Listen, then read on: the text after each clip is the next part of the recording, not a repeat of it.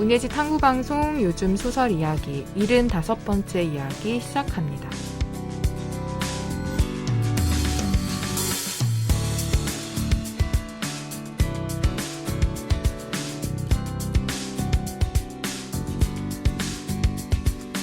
네, 안녕하세요. 저는 해방촌에서 문학서점 고요서사 운영하고 있는 차경희입니다. 안녕하세요. 저는 KBS 1라디오에서 라디오 프로그램 제작하고 있는 이주영입니다.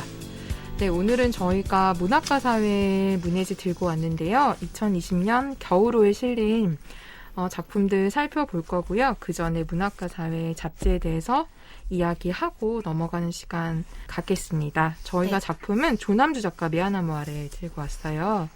문학과 사회 오랜만에 살펴보게 됐는데요. 문학과 사회는 아시다시피 하이픈이라는 조금 부록 같은 잡지가 딸려 나와요. 여기에서 이 개간지에서 주목하는 어떤 테마 같은 것에 대한 이야기들이 따로 이렇게 소책자로 실려 있고요. 본책이라고 해야 되나? 여기는 기본적으로 시, 소설, 비평, 리뷰들이 실려 있어요. 그래서 일단은 이번 겨울호의 하이픈에서 테마로 잡은 게 발화, 형식, 역사라는 타이틀로 남재일, 박소정, 전상진, 이수명, 김민조, 조효원님의 글들이 실렸는데요. 저도 그냥 이렇게 봤을 때는 이게 도대체 무슨 이야기일까 좀 감이 안 왔었는데 네. 머릿말을 읽고서 이런 이야기구나.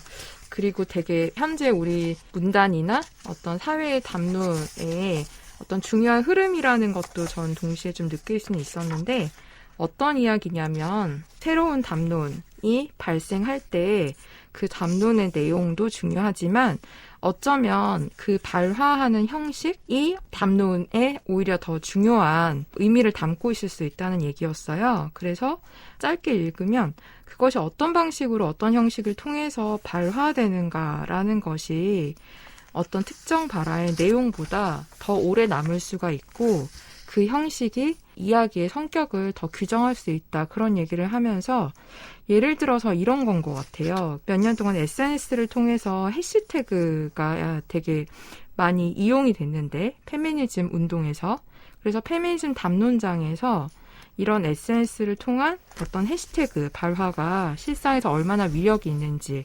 이것이 어떤 식으로 영향을 미쳤고 어떤 식으로 여성의 목소리를 아카이빙 했는지 이런 이야기도 나와 있고요. 또 도발에 관련된 도발론이 실렸는데 우리가 발화할 때 되게 도발하듯이 말하는 사람들이 있는데 대표적인 게 트럼프고 진중권도 있잖아요. 우리나라에는. 그래서 약간 그런 논객들의 수사를 좀 분석한 그런 글도 있어서 좀 재밌었고요.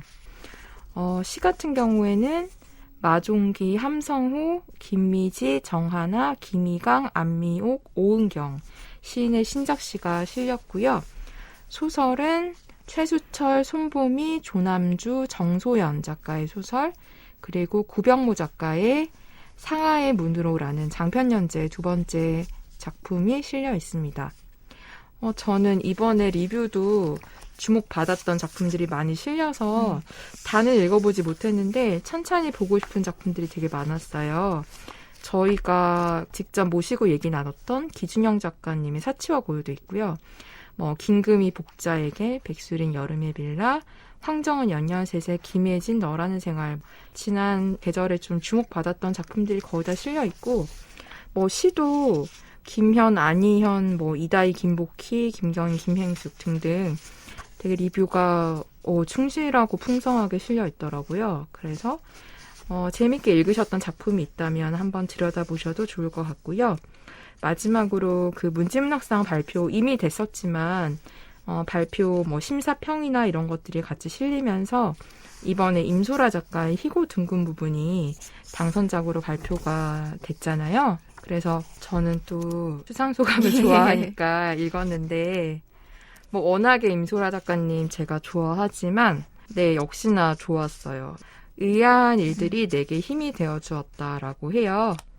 선물 받은 화분이 죽었다가 물 줬더니 새잎이 나거나 갑자기 택배가 왔는데 내가 주문하지 않은 게 왔는데 그 안에 보니밤이 들어있다거나 이런 식의 의아한 일들이 힘이 되어주고 있는데 이 상도 마찬가지라는 이야기를 하고 있어서 좀 한편에 되게 짧은 좋은 에세이를 읽은 느낌이라 임소라 작가님 좋아하시면 소감도 읽어보시면 좋을 것 같습니다. 그리고 임소라 작가님 상 받으신 희고 등본 부분 저희가 몇 회인지는 기억 안 나는데 한번 다뤘었거든요. 네, 그것도 관심 있으시면 들어보셔도 좋겠습니다. 네. 그러면 저희 조남주 작가의 매화나무 아래라는 작품 이야기해 볼게요. 저희 처음이죠. 조남주 작가님 작품 얘기하는 거.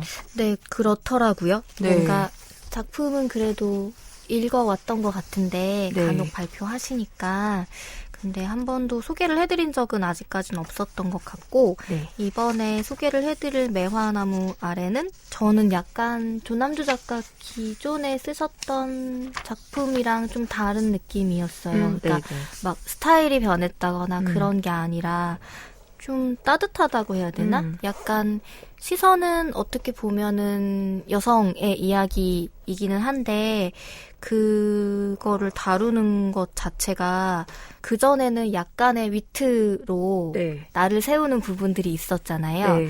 근데 이번에는 물론 그런 날카로움도 여전히 있지만 네. 약간 울컥하게 만드는 부분들이 있어서 읽고 나서는 좀 인간적이다라는 생각을 했던 것 같아요. 그게 좋은 표현일 수도 있고 나쁜 표현일 수도 네. 있는데 소설에 대해서 말할 때 근데 다 읽고 났을 때 감정이 좀 좋게 남아서 소개를 해드리고 싶다고 생각을 했고요. 네. 이 소설은 금미, 은미, 동미라는 자매 네. 근데 다 노년의 나이에 있는 자매들의 이야기인데 이 중에 둘째인 은미 언니는 이제 먼저 세상을 떠났죠. 네. 투병을 하다가 세상을 떠난 상태이고 동미라는 막내의 이제 시선으로 이야기가 전개가 돼요. 네. 네, 금미라는 큰 언니가 지금 치매 요양원에 머물고 있는데 투병을 하다가 요양원에서 이제 보호를 받으면서 지내고 있고 네. 거기를 자주 찾아가면서 이제 보고 듣고 겪는 이야기들이 이제 들어 있어요.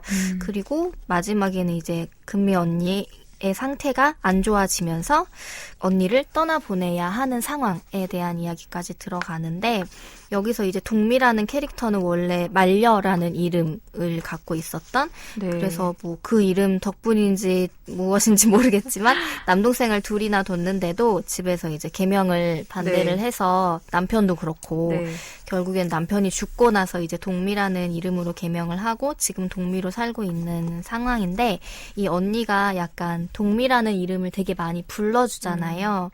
그런 이야기들도 좀 따뜻했던 것 같고 뭐 사실 줄거리라고 하는 거는 좀 단순하다는 생각은 들긴 들었었거든요. 네. 그리고 메시지도 좀 분명한 부분들이 있기는 있어요. 네. 여기에 이제 승훈이라는 금미의 손자까지 등장을 하는데 이 승훈이라는 캐릭터도 되게 착하다고 해야 되나? 네. 어린 시절에 이제 할머니에게 보호를 받은 시절이 있는데 이 금미 할머니에게 좋은 기억을 받은 것들이 있어서 이제 요양원도 가장 자주 찾아가고 그리고 이제 할머니의 상태가 좀 안 좋아서 생명을 연장할지 말지에 대해 가족들의 의견을 좀 나눌 때 승훈이가 강하게 주장을 해서 기계에 의존을 해서라도 할머니가 살아있길 바라는 마음을 굉장히 투명하게 드러내는 그런 인물이에요. 그리고 그런 승훈이를 보면서 동미도 자신도 그런 마음이었던 시절을 좀 떠올리게 되기도 하고 전반적으로는 죽음이라던가 노년의 삶에 대한 이야기 같기도 하고 이제 자매들 사이에 좀 길고 긴 세월을 함께했던 그런 이야기에 대한 좀 생각들도 다루고 있어서 어떤 가족 이야기를 이제 한편 보는 거잖아요. 네. 근데 그 안에 관계들에 대해서 사실 가족 이야기를 여태까지 소설 저희가 소개해드린 경우나 읽어왔던 것들이 좀 많이 얽히고 설켜있는 좀 애증의 관계들이 많이 좀 기억에 남았는데 이 소설은 좀 순하다 할 정도로 그렇지가 않고 다들 좀 선의를 가지고 긴 시간을 좀 서로의 삶에 중요한 역할들을 해왔고 마지막까지도 그런 관계를 좀 유지하려고 노력하는 좀 어떻게 보면 순순한 이야기들이 오히려 좀 다르게 다가온 점이 있어서 재밌게 읽었습니다. 네, 저도 되게 그 힘 빼고 쓴 점이 되게 좋았고요. 사실 저는 노년하자 그리기가 되게 어렵다고 생각하는데 진짜 할머니 목소리를 듣는 느낌? 그 느낌이 일단 제일 좋았던 것 같고요. 저는 여기서 제일 제가 인상적으로 봤던 부분이 마지막 부분이었어요. 처음에 아까 말씀하신 대로 되게 이야기가 잔잔하게 흘러가고 언니의 외손자인 승훈이가 이제 와서 승훈이랑 대화하는 게 나오고 거기까지는 이제 잘 흘러가다가 나름 뭐 사건이라고 하는 게 이제 그 큰언니가 중환자실 상태가 악화돼서 중환자실에 갔고 승훈이가 이제 이모의 할머니한테 나한테 연락이 왔고 그래서 이제 언니의 딸인 이제 조카인 원숙에게 어떻게 된 거냐라고 물어보니 승훈이 때문에 좀 문제가 있다라는 식으로 얘기를 하고 이제 가족들은 호흡기에 의존해서 그냥 생명을 네. 유지하는 치료를 하고 싶지 않아 하는데 네. 승훈이는 그러고 싶지 않은 거죠. 진짜 지금 숨은 호흡기가 쉬고 혈압은 승합제로 받치고 있는 상황에서도 승훈이는 할머니를 포기하지 않는다라고 이야기를 해서 자식들은 편하게 보내드리자 결정됐지만 이 손자 때문에 어떻게 할 수도 없는 좀 곤란한 상황이다라고 이야기를 해요. 그 얘기를 듣고 이제 승훈이랑 같이 집에 가는 길에 승훈이랑 그 얘기를 해요. 근데 저는요, 할머니가 없는 세상을 상상할 수가 없어요. 그냥 살아만 계시면 좋겠어요라고 이야기를 해서 이 화자인 이 할머니가 근데 승훈아 나라면 싫을 것 같아. 아무것도 못하고 저렇게 누워만 있는 게 대체 무슨 의미가 있어? 그랬더니 승훈이가 어떻게 사는 게 의미 있는 걸까요? 라고 되묻잖아요. 저는 여기서 되게 좀 생각하지 못했던 것들? 저도 되게 단순하게 넘겼던 걸 좀 다시 생각해보게 됐었어요. 예를 들면 저희도 뭐 주변에 어르신 돌아가시거나 특히나 연세가 많으신 상태에서 오랜 투병을 하신 상태에서 돌아가실 때 대부분 뭐 호상이라고 한다거나 그냥 편안히 보내드리는 게 좋다거나 이렇게들 자식들이 많이 생각하는데 승훈이는 할머니가 그냥 숨만 붙어 있어도 그냥 살아만 있어도 자기한테 너무 좋은 거잖아요. 네. 근데 이 화자인 동미도 그걸 경험한 적이 있죠. 큰아들을 먼저 자기보다 앞서 보냈는데 아들이 그때 사고로 심장이 멈췄음에도 우리 아들 좀 살려달라라고 매달리고 그냥 살아만 있는 그 존재만으로 숨만 쉬고 있어도 우리에겐 좋을 것 같다, 의지가 되고 위로가 될 것 같다라고 믿었던 순간을 회상을 하는데 그 순간 되게 승훈이도 이해가 되고 이 동미도 너무 이해가 되는 거예요.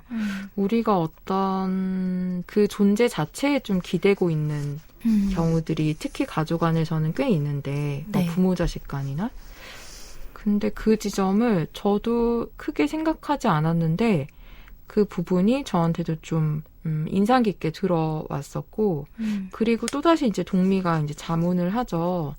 그러면 그때의 내 아들과 지금의 언니는 어떻게 다르고 그러면 나는 아무런 생산적인 일을 하지 않고 하루하루 죽을 날을 향해 걸어가고만 있는 지금의 나는 의미가 있나. 근데 이 말은 내가 숨이 붙어만 있어 달라고 내 존재만으로 당신이 너무 필요하다고 말하는 주변의 사람들이 나한테 있을까?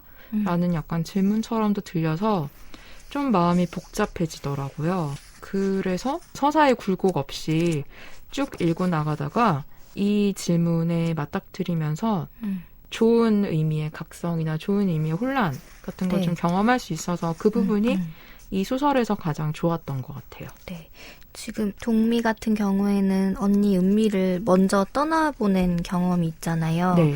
뭐 다른 가족을 잃기도 했지만 특히나 언니가 죽었다는 사실을 좀 깨달았을 때 계속 마음이 이상하다라는 얘기들을 하기도 하는데 네. 그런 상황을 또 겪게 되기 전에 지금 상황이잖아요. 네. 그래서 이게 그리고 여기서 얘기하는 이 나이가 돼서 누가 연락이 안 되면 죽었나 싶다. 네. 그러니까 사람 죽는 일이 너무 가깝고 태어나고 자기는 남편도 보내고 아들도 먼저 보냈는데 그럭저럭 또 사라지더라 이런 얘기를 하는 대목도 있거든요. 네. 근데 언니가 죽었다는 사실은 한 번씩 가슴을 훑어내리고 지나간다. 약간 정말 태어났을 때부터 함께했던 사람, 네. 많이 싸우기도 했지만 정말 많은 기억을 함께 나눈 그런 존재에 대해서 또 잃을 수 있다라는 생각을 네. 하게 되는데 그게 승훈이는 지금 젊은 나이인 거잖아요. 네. 그리고 참 선하다고 생각을 했던 게 주변에서 효자라고 얘기를 했을 때 효도하려고 하는 게 아니라 그냥 할머니가 좋다고 할머니랑 같이 있는 게 좋아서 자기는 할머니를 자주 보러 가는 거고 네. 계속 대화를 하고 싶고 이런 얘기들을 하는데 그만큼 자신에게 좀 편안함을 주면서 오랫동안 애틋한 감정을 가질 수 있는 게 어떻게 보면은 진짜 가족의 의미는 그런 거라고 할 수도 있잖아요. 맞아요. 모든 가족이 그렇지는 않겠지만 관계가. 네. 근데 이거를 꼭 막 핏줄의 힘이 이렇게 얘기하면 너무 과한 거고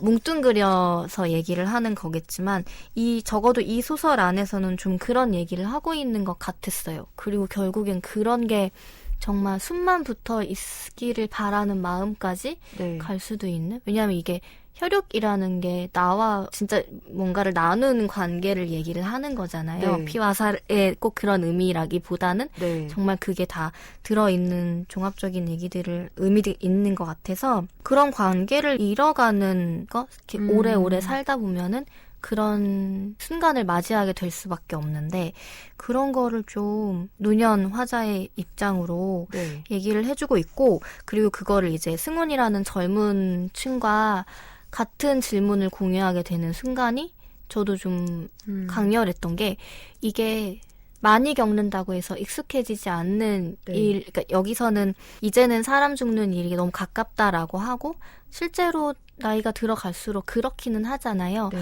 근데 그렇다고 해서 익숙해지거나 괜찮아지는 건 아니라는 생각이 들기는 하거든요. 네. 그래서 그런 질문들을 좀 던지는 소설이기도 해서 말씀하신 대로 좀 서사를 매끄럽게 좀 따라가면서 읽다가 네. 그리고 마지막 장면도 되게 아름답다라는 생각을 했어요. 네. 그 던지는 메시지가 좀 오히려 선명하고 감추지 않고 저한테는 이게 어쨌든 자주 눈을 마주치고 보고 살아야 한다라는 의지 같은 걸로 좀 전해지는 마무리기는 해서 그게 너무 구태의연하다라고 느끼실 네. 수도 있겠지만 어떤 분들은 네. 근데 제일 중요한 말 같다는 생각도 하기는 했어요. 특히 약간 지금 이 코로나 때문에 사실 멀리 떨어져 사는 가족들도 자주 더 못 보고 있잖아요. 네. 그런 생각도 좀 들기도 하더라고요. 네. 저는 사실 마지막 부분이 아까 말씀하신 것처럼 이거 조금 너무 선명하게 주제를 드러내는데 이런 생각이 좀 들긴 했었어요. 네. 근데 마지막 문장이 좋아서 그것도 약간 언니한테 이제 마지막으로 던지는 말로 끝나잖아요. 그 문장 자체의 여운은 되게 깊었다는 생각이 들고 진짜 말씀하신 것처럼 이게 뭐 단순히 부모 자식 관계가 제일 가깝고 뭐 형제 관계는 그 다음이고 이런 게 아니라 혈육 안에서도 특정한 사람이랑 네. 무엇을 쌓았고 어떻게 시간을 보느냐에 따라 좀 그 관계의 농도라고 해야 되나? 그런 게 좀 많이 달라지는 것 같기도 하는 게 저도 그 은미 언니랑 이제 동미의 그런 친밀감 같은 거 보면 이제 어릴 때 언니랑 같이 보냈던 이야기가 나오잖아요. 언니 네. 손을 잡고 학교에 갔고 아버지가 적어준 주소로 첫 출근을 하던 날도 언니의 손을 잡고 집을 나섰다. 그러니까 유년의 기억을 특히나 공유하고 있는 존재? 그리고 평생 비슷한 약간 생애 주기로 가까이 있었던 존재?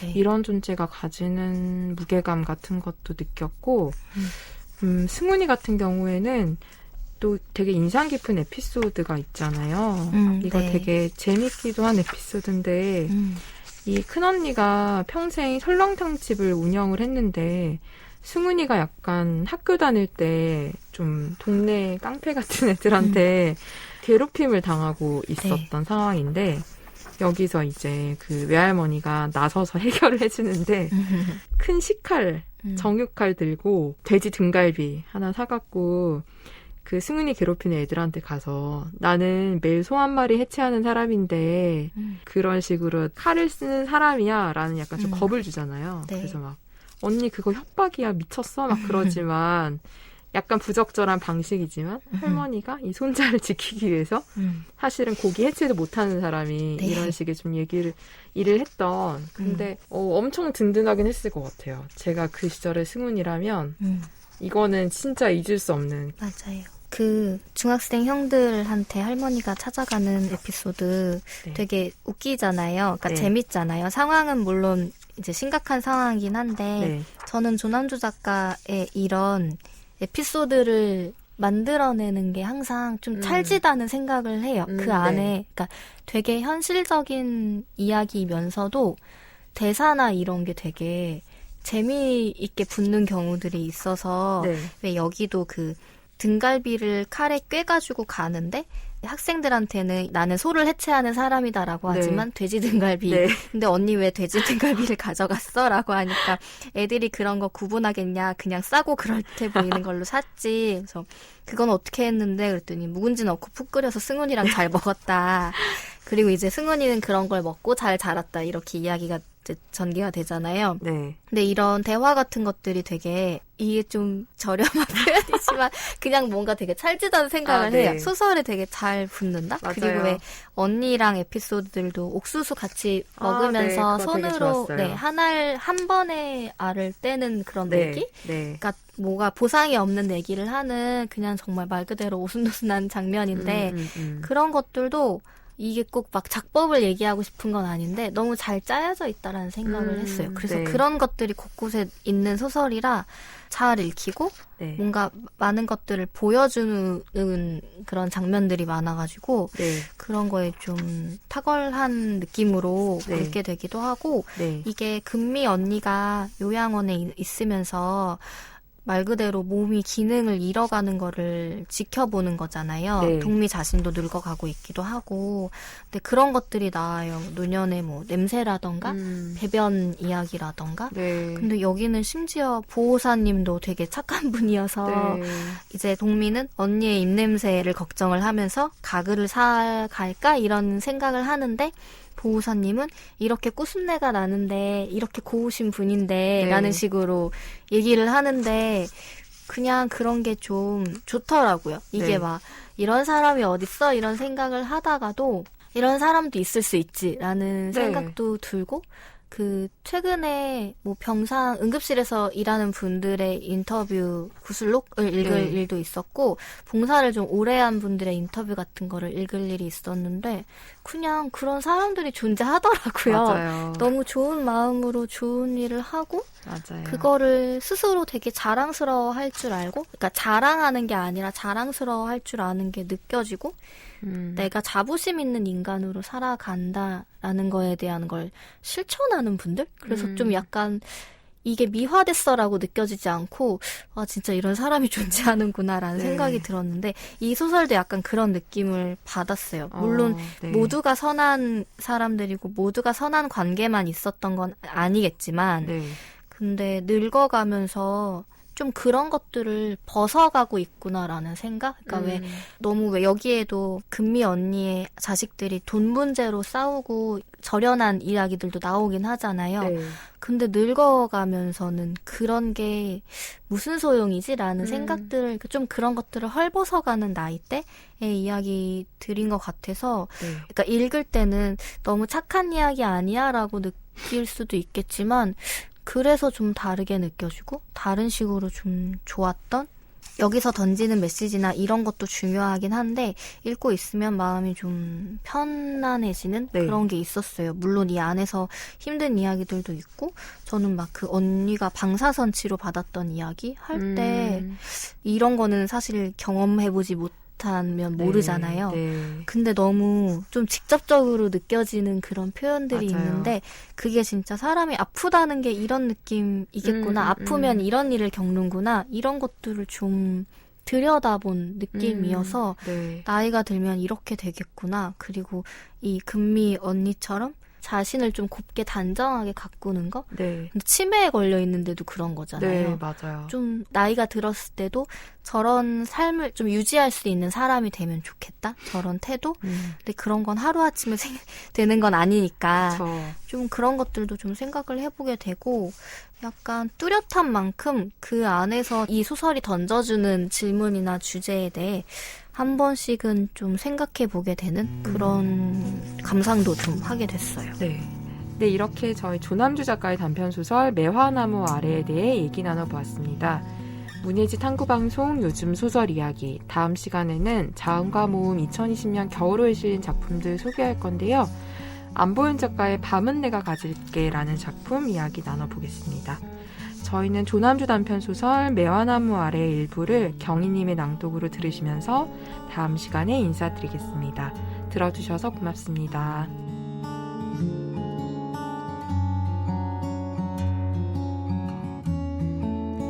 낮은 가지 하나를 찬찬히 짚어가는데 손끝에 툭 튀어나온 뭔가가 닿았다.